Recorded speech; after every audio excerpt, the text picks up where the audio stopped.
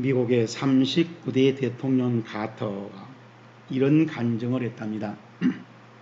나는 대통령이 되기 전 매년 300명 이상을 전도했습니다.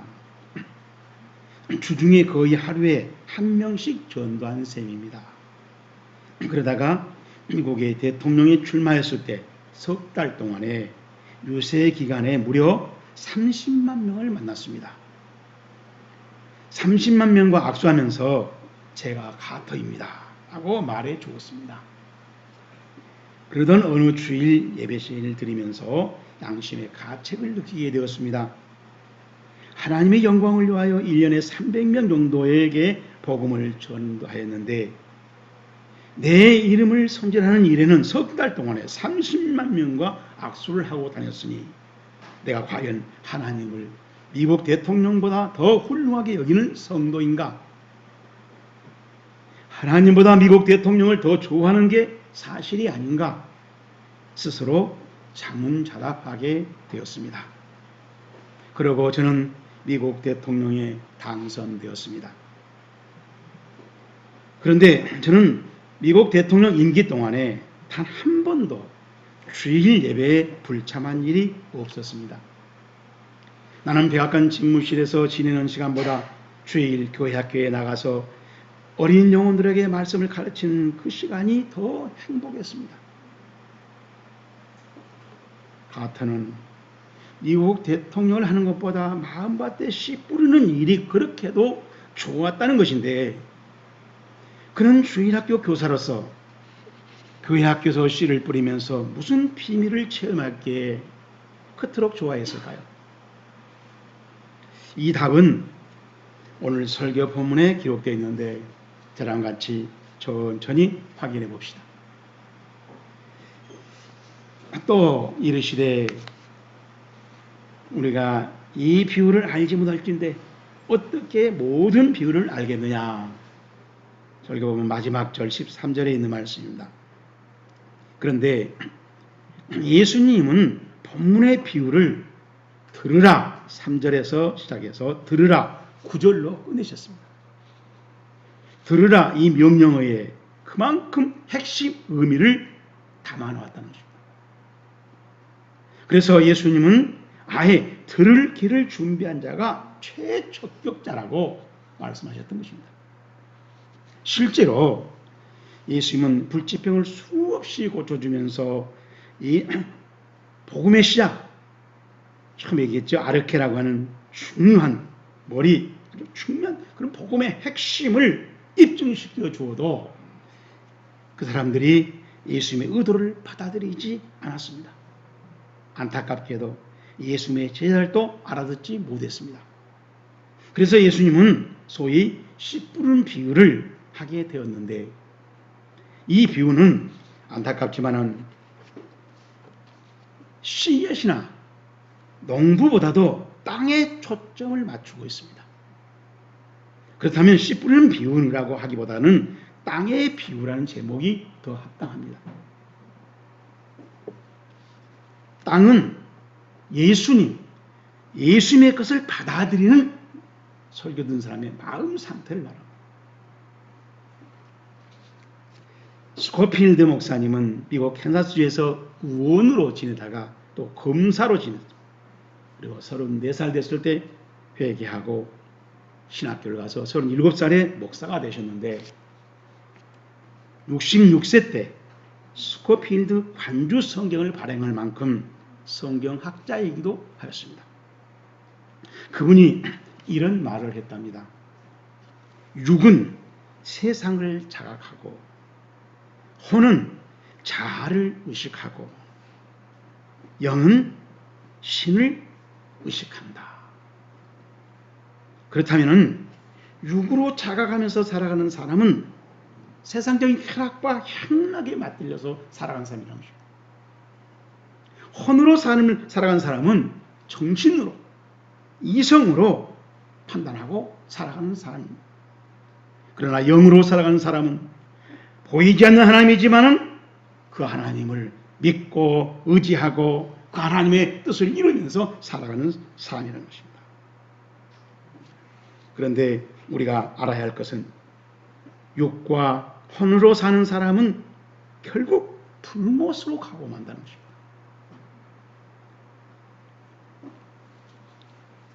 갈라디아서 6장 8절에도 자신의 육체를 위하여 심는 자는 육체로부터 썩어질 것을 거두고 성령을 위하여 심는 자는 성령으로부터 영생을 거두리라. 아멘. 이건 굉장히 좋은 말씀인데, 예? 전혀 어떤 이런 데 셈을 부려야 돼요. 그러므로 육으로 사는 사람은 길가 교인이요, 혼으로 사는 사람 역시 육으로 사는 사람보다 이 세상에서 좀 더 낫겠지만 영생 동락을 없는 그런 돌밭, 가시돌기밭, 그런 교인이라는 것입니다. 영으로 사는 사람만이 하나님의 말씀을 따라 살아가면서 하나님께 영광이 되고 하나님이 기뻐한다면 내가 고통스럽더라도 하나님이 주신 십자가가 보다 하고 짊어지고 살아가는 삶을 살아간다는 것입니다. 그 삶이 심판대에서, 천국에서 옳은 것이 되고 값진 것이 되고 잘한 것이 된다는 것입니다. 그렇다면 우리 마음밭은 어디에 속해 있는가? 이 대답을 마이동풍처럼 지나가는 말로 할 게 아니라 예수님의 것을 얼마나 알아차리고 반영하고 그것을 이루면서 엄밀하게 살아오는지 신중하게 점검해보자는 것입니다. 미국의 석유회사 사장이 중국의 석유회사 지사를 내면서 그 관리자를 찾고 있었습니다. 그 회사가 내건 관리자의 자격은 30세 미만일 것, 고졸 이상일 것, 영어와 중국어를 잘할 것, 지도자의 자질을 갖추고, 이런 정도였는데, 그렇지만 그런 적임자가 한동안 선발되지 못했습니다. 여러 날 후에 누가 이런 말을 전해줬습니다. 당신네 회사에 찾는 사람 적임자를 내가 잘 알고 있는데 그 사람을 데려올 방법이 굉장히 까다롭네요. 그는 어디서 월급을 얼마나 받고 있나요? 그는 선교사인데 매월 $600 받죠. 만일 그 선교사님 우리 회사로 온다면 월 $10,000 드리겠습니다. 아니 $12,000 드리죠. 그래도 싫다면 $15,000까지도 드릴 수 있습니다. 회사의 제안을 선교사에게 전달했습니다. 그러자 그 선교사가 대답했습니다. 싫습니다. 왜냐하면 석유회사의 일이 너무 시시해서요. 돈 $15,000을 받고 중국 사람에게 석유를 파느니 지금처럼 $600을 받고 중국의 사람을 예수님께로 인도하는 게 훨씬 위대하거든요. 바로 이 선교사님의 신앙이 살아있는 것입니다. 이 선교사님의 신앙을 우리 예수님이 찾고 있는 신앙입니다. 삶을 만드는 신앙, 가치관을 만드는 신앙, 그 가치관대로 판단하고 살아가는 신앙을 우리 주님이 찾고 있는 것입니다. 오늘 설교 본문은 이어서 14절부터 20절까지 우리 예수님께서 친히 그 해석을 적어 놓았습니다. 읽어보면 쉽게 이해할 수 있습니다. 그래도 우리 예수님께서 12제자에게 하신 말씀을 보면 심각해지지 않을 수 없습니다. 또 이르시되 너희가 이 비유를 알지 못할지인데 어떻게 모든 비유를 알겠느냐. 이 비유를 올바로 알아차려야만이 다른 비유들도 알아차릴 수 있다라는 얘기입니다. 그렇다면 이 비유는 예수님 비유들 가운데 가장 기본이요 출발점이라는 것입니다. 그러므로 이제 설교 본문을 올바로 알아차릴 수 있게 세밀하게 우리 함께 살펴봅시다. 첫째로 1절 말씀 보면은 예수께서 다시 바닷가에서 가르치시니 큰 무리가 모여들거늘 예수께서 시작 바다에 떠 있는 배에 올라 앉으시고 온 무리는 바닷가 육지에 있더라. 매번 제가 말했습니다. 성경 읽을 때 현장을 읽어야 된다고. 여기에 나오는 바닷가는 갈릴리 호수입니다. 좀 더 정확하게 말하면 예수님의 가족들이 살고 있었던 동네 가버나움 부근이었을 것입니다.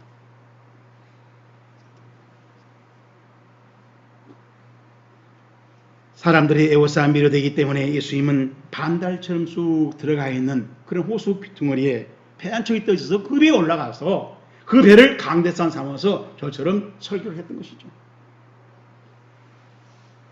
그래서 지금도 비유의 만이라고 하는 그런 장소가 가버나움에 있답니다. 그토록 예수님은 우리 모든 사람 한 사람 사람에게도 다 자기의 설명이 들려지고 깨달아지도록 간절히 바랬던 것입니다. 우리 성경에 큰 물이라고 그랬습니다. 오클로스, 플레이토스. 이 클레스토스라고 하는 말은 최상급 언어. 그러니까 지금까지 여러 사람들이 많이 몰려왔죠. 발견할 틈도 없이 왔죠. 그러나 지금 이 바다 호숫가에처럼 큰 무리가 올라온 적은 없었다는 거예요. 그러면 여기 있는 사람들이 얼마나 에워싸 밀고 얼마나 식사할 겨를도 없이 만안하고 찾아가고 조르고 기도해달라고 안수해달라고 졸랐겠어요. 그러니까 무질서와 혼란을 잘하는 사람들이 떼거리로 몰려온 겁니다. 그때 예수님은 여러 가지 비유로 배에서 설명했다는 것입니다. 이 비유라고 하는 말이 파라볼레라고 하는 말인데 옆에 있는 데다 뭘 또 갖다 놓은 거예요. 그래서 비교해 보라는 거예요. 그래서 일상 삶의 이치로 천국의 진리를 비슷하게 연결시켜서 깨우치는 그런 설명 문학 형식일 이스라엘 용어로 파라볼레라고. 예수님께서 깊고도 오면 천국의 진리를 알아차리도록 일상생활에서 대하는 일들을 찾아서 서로 연결시키면서 설명했던 것입니다. 예를 들면은 다윗 왕이 부하 우리아의 아내 바세바를 겁탈했을 때 나단 선지자가 다윗을 찾아가서 이렇게 말했습니다. 부자에게 어떤 손님이 찾아왔을 때 그 부자는 가난한 이웃집에 가서 양 새끼를 빼앗아다가 요리를 만들어 줬댔습니다. 이렇게 말했어요. 그때 그 부자는 다윗 왕이었고, 그리고 가난한 이웃들은 자기 부하 우리아였습니다. 그리고 양 새끼는 우리아의 부인 바세바였어요.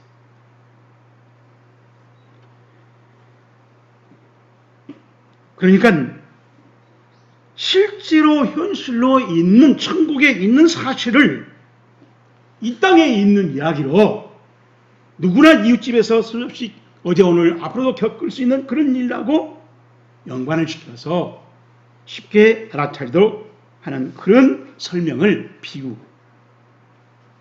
파라볼레라고 합니다. 그러니까 이 다윗 사건 속에서는 양 이야기를 필사하고 암기하기보다 다윗 왕의 갑질을 알아차리는 게 훨씬 성경의 자유를 살려요.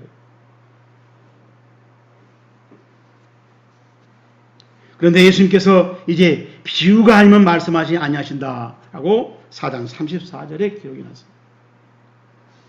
그러니까 아주 본격적으로 비유로만 하나님의 천국 이치를 설명하겠다는 거죠. 그 이유는 이중 목적 때문이었습니다. 순기능으로 그리스도인들에게는 천국지를 분명히 깨달도록 하고, 역기능으로는 불신자에게는 천국의 진리를 감추려고 하는, 알아듣지 못하게 하려고 하는 그런 예수님의 의도였다는 것입니다. 11절 말씀 보시면은 이르시되 하나님의 비밀을 너희에게 주었으나 외인에게는 모든 것을 비유를 하나니 이는 그들로 보기는 보아도 알지 못하고 듣기는 들어도 깨닫지 못하게 하여 돌이켜 죄사함을 얻지 못하게 하여 함이라. 그래서 믿음이 없는 사람들은 예수님의 비유를 아무리 들어도 겉모습만을 암기할 뿐이라는 것입니다. 그들은 그 비유의 참 진리를 끝내 깨닫지 못하고 맙니다. 그러니 예수님의 비유는 그리스도인에게 길이요 해답이지만 예수를 믿지 않는 바리새인은 미로요 착각이었습니다. 사실 예수님은 이적을 통해서 자신이 구세주이고 하나님의 아들이심을 분명히 충분하게 입증시켜 주었는데, 그런데도 마가복음 3장 22절처럼 예루살렘에서 내려온 서기관들은 예수님에게 더러운 귀신 왕초가 붙들렸다라고 착각을 하고, 3장 29절처럼 그들은 성령을 모독 해서 영원히 용서받지 못할 무서운 죄를 범하고 말았습니다. 그렇다면 성경은 좋은 생명길을 감추기도 하고 드러내기도 한다는 것입니다.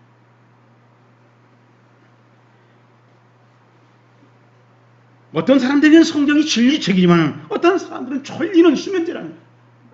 이 이중성이 바로 성경이 있다는 것입니다. 우리에게는 성경이 진리요 천국으로 가는 생명길이요 그 좁은 길을 가는 안내서가 되기를 주님으로 축복합니다. 두 번째로 우리 3절 말씀 보시면은 들으라 씨를 뿌리는 자가 뿌리러 나가서 시작 뿌릴세.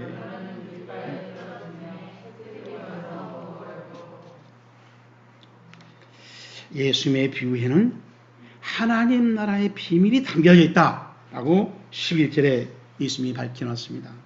이 비밀을 찾아야 되고 이 비밀을 붙들어야 되고 이 비밀을 따라 사는 것이 그리스도인이라는 것입니다.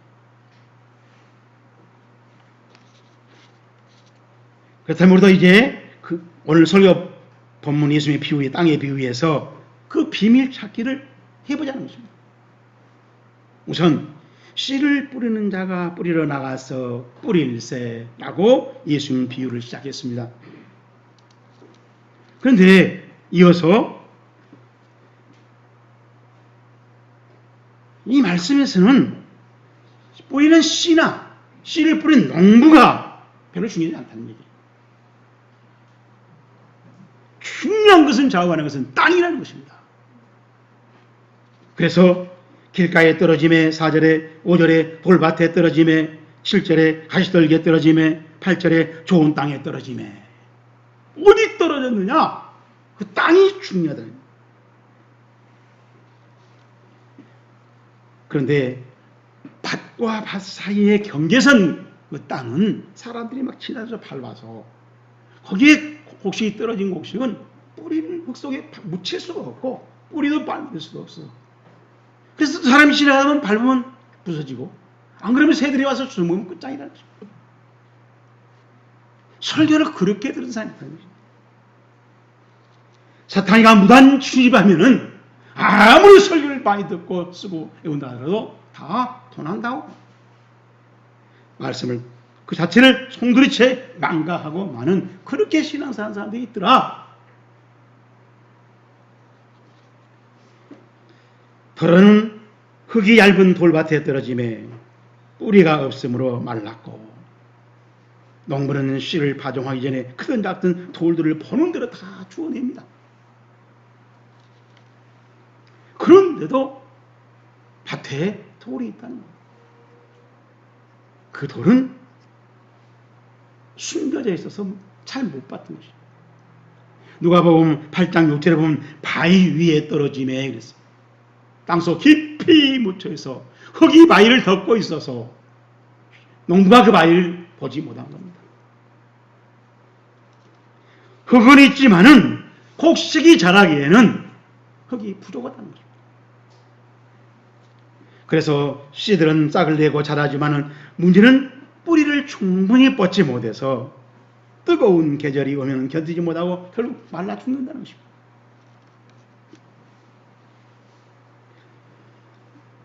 예수님의 말씀을 듣고 한참 동안 교회에서 재밌게 싱글벙글 은혜 받았다고 축복이라고 감사하고 신앙생활을 하다가 환난이나 박해가 일어나면 포기해버린 사람, 그런 사람이 바로 예수님이 십자가 앞에서 제자들이었습니다. 그런 신자를 두고 신앙생활을 그렇게 한 사람을 두고 예수는 돌밭이라고 설명하고 있는 것입니다. 세 번째로는 더러는 가시떨기에 떨어짐에, 이 경우는 가시떨기란 잡초가 밭에 있다는 것입니다. 여러분, 잡초는 번식력이 왕성합니다. 마태복음 27장 29절에 보면은 군병들이 가시를 꺾어다가 엮어서 예수님의 머리에 관으로 씌웠다 그랬어요. 근데 마태복음에 있는 그 가시는 악한 선, 사실 가시들을 꺾고 온 겁니다. 복수예요. 그리고 우리 지금 가시밭이라고 했는데 우리 7절에 보면은 가시가 기운을 막 가시가라고 말해도 악한 싸이, 복수입니다. 여러 가시들이 그 곡식이 자라나도록 방해했다는 거예요. 그만큼 가시가 예수님 당시에 흔했다는 얘기예요. 가시와 씨앗은 땅속에서 뿌리를 내고 서로 먼저 더 많은 수분을 양분을 떨고 생존 경쟁을 합니다. 그런데 가시는 훨씬 더 많은 뿌리를 이미 점령하고 있습니다. 그래서 대부분의 곡식과 수분을 가시가 빨아들입니다. 햇볕도 가림을 당하고 결국은 결실을 못하고 견디지 못하고 죽는다는 것입니다. 세상의 염려와 재물의 유혹에 교회를 포기하는 교인을 말합니다. 마가복음 10장 20절에 이런 말씀이 있습니다. 내게 아직도 한 가지 부족한 것이 있으니 가서 내게 있는 것을 다 팔아 가난한 자들에게 주라. 그리하면 하늘에서 보화가 내게 있으리라. 그리고 와서 나를 따르라. 그 사람은 재물이 많은 거로 이 말씀으로 인하여 슬픈 기색을 하고 근심하여 가니라. 이렇게 재물 때문에 신앙생활을 포기하게 되는 그런 신앙생활을 하는 사람도 있다는 것입니다. 지금까지 세 종류의 땅은 아예 싹을 내지 못하는 길, 그리고 싹을 텄지만은 좀 자라다가 말라 죽는 돌밭, 한참 자라고 가지고 주인에게 많은 기대를 걸었지만 결국 열매를 맺지 못하고 있는 그런 가시밭. 이 세 종류로 신앙생활하는 사람들은 결국은 결실하지 못했다는 거예요. 공통점은 똑같이 씨가 떨어졌습니다. 그리고 또 하나는 똑같이 열매를 맺는 데는 다 같이 실패했다는 거예요. 그래서 이 세 종류의 땅 모두 불합격 심판을 받는다는 것입니다. 나는 교회를 다녔습니다. 예배를 드렸습니다. 나는 헌금을 했습니다. 11일 드렸습니다. 그것이 그 사람의 얘기와 설명일 뿐 심판들은 불합격이라는 거예요. 더러는 좋은 땅에 떨어짐에 결실하였으니 30배나 60배나 100배가 되었느니라. 이 좋은 땅은 세 종류의 땅과 다릅니다. 땅이 흙이 부드럽습니다. 흙이 깊습니다. 그리고 잡초도 없습니다.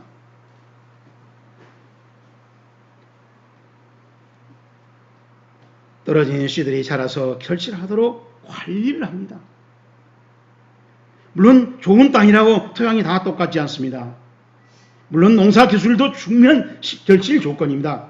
그럴지라도 결실을 좌우하는 것은 농사 기술보다 더 중요한 것은 토양이더라고요. 그래서 이 토양을 지력이라고 합니다. 땅이 가지고 있는 힘이 얼마나 큰가에 따라서 곡식이 자라고 열매를 맺을 수 있다는 거예요. 그래서 우리 예수님은 30배, 60배, 100배로 결실할 땅을 구분해 놓았습니다. 이러한 결실 사실은 그 당시에 아무나 다 일상적으로 경험하고 보고 다 알고 있는 내용이었습니다. 그래서 이 세 가지 오늘 이 비유는 누구나 이해할 수 있는 겉모습이라는 것입니다. 진짜 비밀은 이 곡식이 자라는 것 같아 예수님의 순교는 하늘나라의 비밀이 있다는 거예요. 그걸 찾아내느냐 못 찾아내느냐. 비유는 그걸 찾아내라고 했다는 것입니다. 그래서 우리는 비유의 결론을 찾아내야 됩니다. 9절에 있습니다. 또 이르시되 들을 귀 있는 자는 시작 들으라. 이게 오늘 땅의 비유에 예수님이 숨겨놓은 천국의 비밀이라는 것입니다. 다시 말하면 들을 귀 있는 자. 그런데 들을 귀 있는 자도 들을 귀가 없는 자도 다 예수님의 비유를 듣습니다. 중요한 것은 귀는 꺼풀이 없습니다. 그렇기 때문에 다 들려옵니다. 거기서 끝나느냐? 그걸 듣고 비밀을 찾아내느냐? 여기서 천국 백성이냐 불법 백성이냐 결정된다는 것이죠.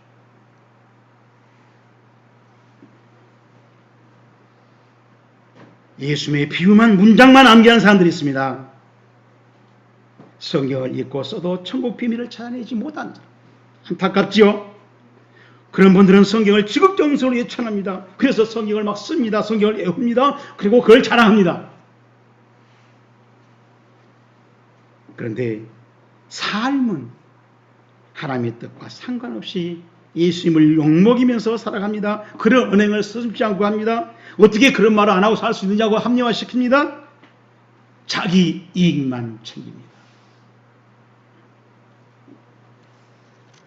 그래서 들을 귀 있는 자가 필요한 것입니다. 들을 귀 있는 자는 어떻게 살아갈까요? 마가복음 3장 35절에 답이 있습니다. 누구든지 하나님의 뜻대로 행하는 자가 내 형제요 자매요 어맹이라. 이게 답입니다. 하나님의 비유를 읽고 예수님의 비유를 읽고 거기서 하나님의 비밀을 읽고 그것을 깨닫고 알아차리고 동참하면서 예수님의 가족으로 살아가는 것입니다. 하나님의 뜻이 이루어지게 살아가는 것입니다. 하나님이 주신 시간과 지식과 기술 은사를 바로 그 하나님의 뜻이 이루어지도록 참여하고 수고하고 열달란트를 만드는 신앙생활을 한다는 것입니다. 그 사람이 비밀을 캐낸 사람입니다. 고린도전서 4장 2절에 보면은 하나님의 비밀을 맡은 자에게 구할 것은 충성이니라 라고 했거든요. 우리 모두 하나님 보시기에 충성으로 살아가는 신앙생활을 할 수 있기를 주님으로 축복합니다. 자, 이제 오늘 설교를 매도합시다. 설교의 핵심은 좋은 땅이었습니다. 좋은 땅은 누가복음 8장 5절에 밝혀놨습니다. 착하고 좋은 마음으로 말씀을 듣고 지키어 인내하여 결실하는 자라고 했습니다. 우리 모두 좋은 땅으로 신앙생활하는 그리고 심판대에서 좌우 충성된 종으로 상을 받는 신앙 삶이 되기를 주님으로 축복합니다.